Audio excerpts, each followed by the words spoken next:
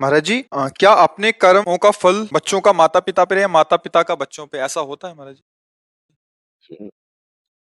क्योंकि हम संबंध स्वीकार किए हुए हैं।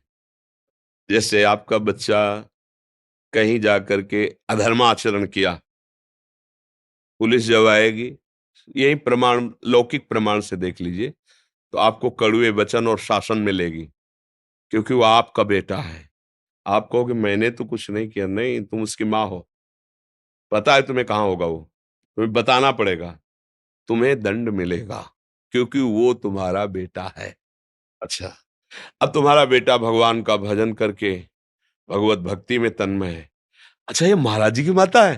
अरे बड़ी कृपा, आपको प्रणाम मिल रहा है ना, किस लिए? आपका बेटा भगवान का भक्त हुआ। ध्रुव जी का जब परम पद पर आरूढ़ होकर विमान जा रहा था, तो उन्होंने भगवान के पार्षदों से कहा मेरी माँ। तो बोले वो जो अगला विमान बड़ा तेजस्वी जा रहा है ना, उसमें माँ जा रही है। पुत्र के कर्मों का माता पिता परिवार पर प्रभाव, और माता पिता के कर्मों का पुत्र पे प्रभाव। कर्मों का तो इतना बड़ा सूक्ष्म स्वरूप है कि समझना, जैसे जुआ हो रहा है और आप केवल ऐसे ही जा रहे थे, देखा जुआ हो रहा है क्या, खड़े हो गए, और जब पुलिस आएगी ना, तो पहला डंडा तुम्हारे पड़ेगा। आप कहोगे मैं खेल नहीं रहा था, तो बोले यहाँ खड़े क्या कर रहे थे? बोले केवल देख रहा, देखने के संबंध में दंड हो गया। फिर वो तो तुम्हारे शरीर से प्रकट हुआ है, फिर यह शरीर का संबंधी है, फिर आपको भोगना पड़ेगा। इसीलिए भगवान से प्रार्थना करते हैं कि हमें ऐसा पुत्र मिले, ऐसा पति मिले, हमारा ऐसा परिवार मिले जो भगवान के चरणों में भक्ति रखता हो, हमें ऐसी जगह जन्म मिले जिससे हम, आप भक्त हो लेकिन आपका परिवार अभक्त है, अब वहां वो कोई भी अधर्म आचरण करेगा तो आपको उसका क्लेश भोगना पड़ेगा, नहीं भोगना पड़ेगा।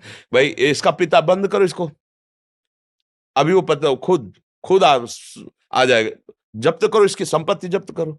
जब कोई बहुत अपराधी नहीं मिलता ना, तो उसका परिवार, उसका घर, उसके रिश्ते नाते दूर का मामा लगता है, उसके यहां भी डंडा चलेगा जाके, तुम्हारे यहाँ आया था, नहीं आया था, चार लोगों से पूछेंगे, हड़काएंगे, पूरी जगह देखेंगे, क्यों? बोले दूर का मामा लगता था। थोड़ा भी संबंध धर्मा, ऐसे ही भगवान की भक्ति करने वाले की 21 पीढ़ियां तर जाती है, शास्त्र में लिखा है 21 पीढ़ियां। क्यों? थोड़ा भी संबंध, क्यों हमारे है, इसी संबंध से उसको लाभ मिल जाता है।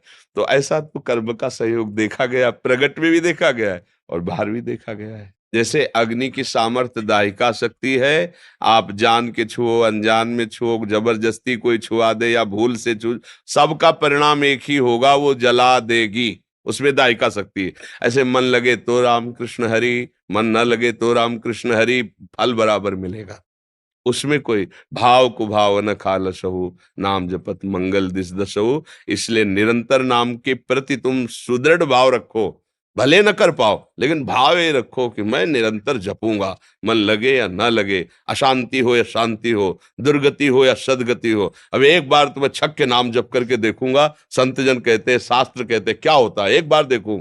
न जाने कितने जीवन हमने विषय भोगों में दिए, अब एक जन्म में भगवान के नाम, अभी अभी तूफान मच जाएगा। पर हम लोगों का क्या है कि निश्चय बहुत फिसड्डी स्वभाव है, अभी कह रहे ब्रह्मचर्य से चलेंगे, अभी कह रहे संयम से चल रहे हैं, और जहां सामने भोग आए तो सब भूल जाते हैं, उन्हीं में फिसल जाते हैं, हाथ कुछ नहीं लग पाता। इसलिए दृढ़ बनो और दृढ़ता से भगवान का नाम जप करो। एक दिन ऐसा आएगा कि नाम छोड़ना चाहोगे तो भी नहीं छोड़ पाओगे।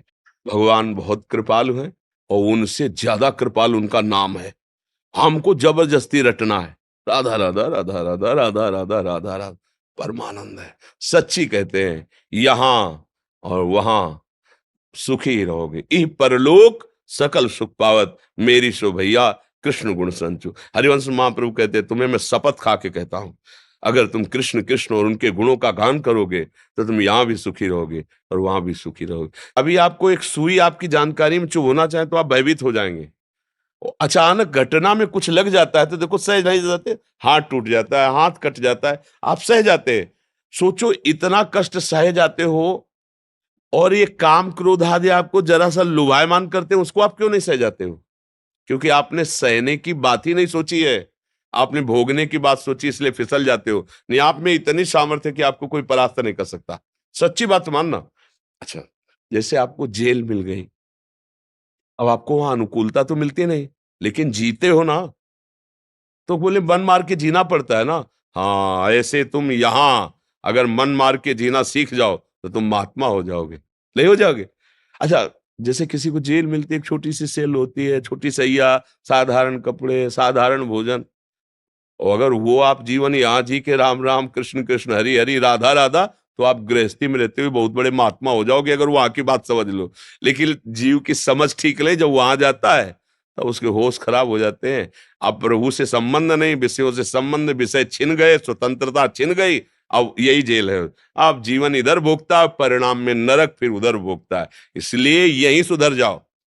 यहां तुम्हें कोई गाली दे, सह जाओ, अपमान करे, सह जाओ। वहां वहां डंडा चलेगा तो भी कोई सहयोगी नहीं तुम्हारा।